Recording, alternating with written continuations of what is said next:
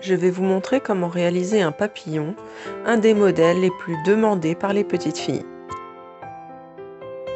Commencez par appliquer la peinture blanche à l'éponge sur les paupières et sur le dessous extérieur de l'œil. Procédez tout d'abord en frottant la peinture sur la peau, puis en la tapotant doucement pour en uniformiser l'aspect. Les enfants sont très sensibles au contact sur la zone de l'œil, donc il faut aller le plus rapidement possible.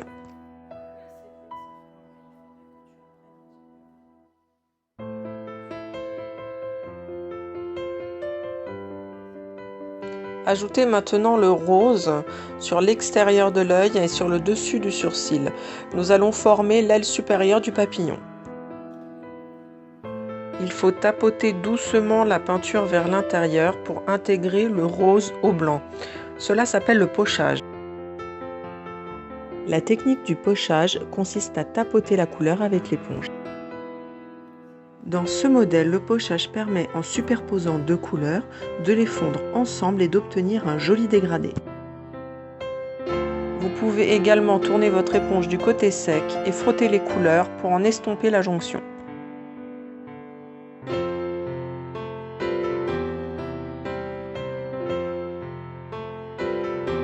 Faire exactement la même chose sur le dessous extérieur de l'œil pour réaliser l'aile du bas, qui sera cependant plus petite que l'aile du haut, de façon à ne pas alourdir le visage de l'enfant.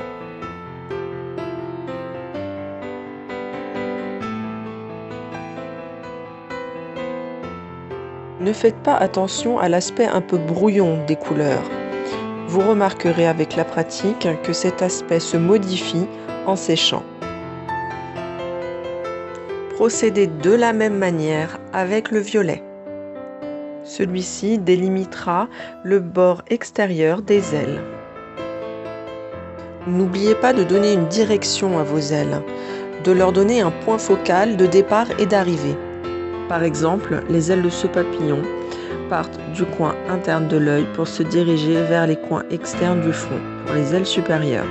Et pour les ailes inférieures, elles partent approximativement du milieu de l'œil pour se diriger vers le coin externe des mâchoires.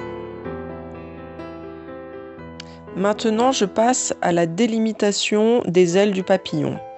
Pour ce modèle, j'utilise du noir, mais vous pouvez tout aussi bien utiliser du blanc ou une toute autre couleur de votre choix.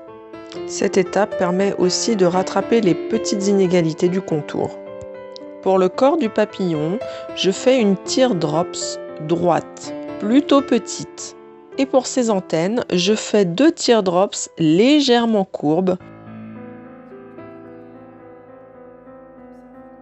Pour la délimitation des ailes, j'utilise également la technique des teardrops, allant du trait le plus épais vers le trait le plus fin. Comme vous pouvez le remarquer, ce sont des teardrops courbes. Elles prennent tout un virage plus ou moins marqué.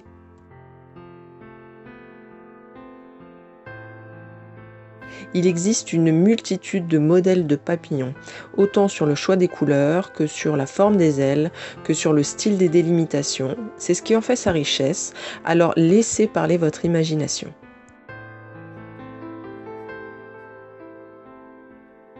Je réalise par fantaisie une teardrop qui prolonge l'extrémité des ailes du bas.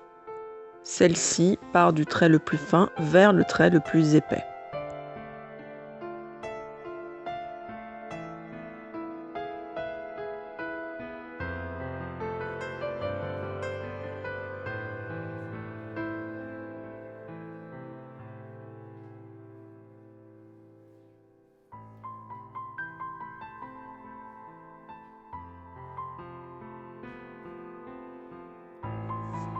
Pour ajouter de la texture et de la profondeur à mon papillon, je vais casser la netteté des lignes en réalisant des petites striures du bout de mon pinceau.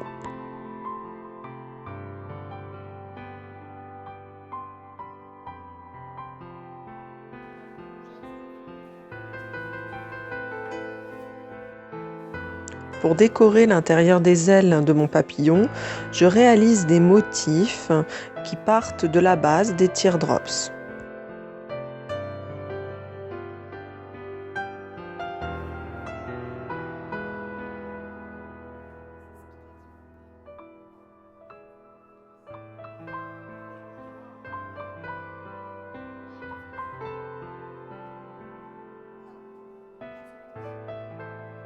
Et toujours dans l'esprit d'habiller les ailes, je réalise des petits points de différentes tailles. Ceux-ci se dirigeront tous de manière décroissante vers mon point focal.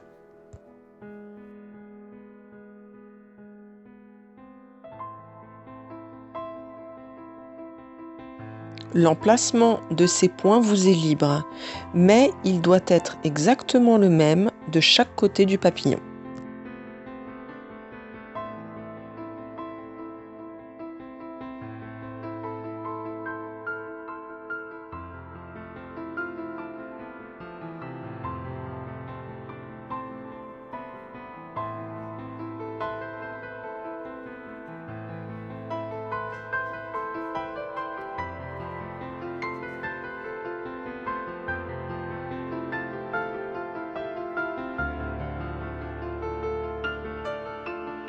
Enfin, je passe à l'avant-dernière étape de la réalisation du papillon. C'est l'étape dite de l'éclairage, le highlight en anglais.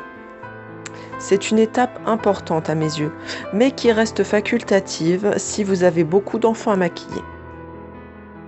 L'éclairage consiste à apporter des touches de peinture blanche du bout du pinceau et de manière très délicate sur certaines zones bien définies.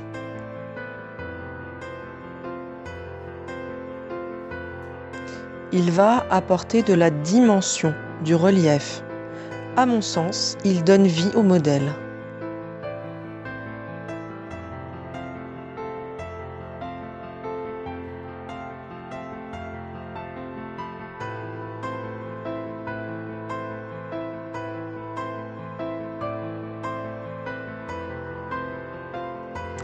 Enfin, la dernière étape, primordiale, ce sont les paillettes. Généralement, j'aime bien laisser le choix de la couleur des paillettes aux enfants. Vous pouvez les placer sur des zones bien localisées ou, comme moi, les étaler sur toute la surface de l'aile. Vous pouvez également rajouter un peu de rouge à lèvres, reprenant une des couleurs du papillon. Je ne l'ai pas fait, mais les filles adorent ça. Et cela assurera sans aucun doute le succès de votre maquillage.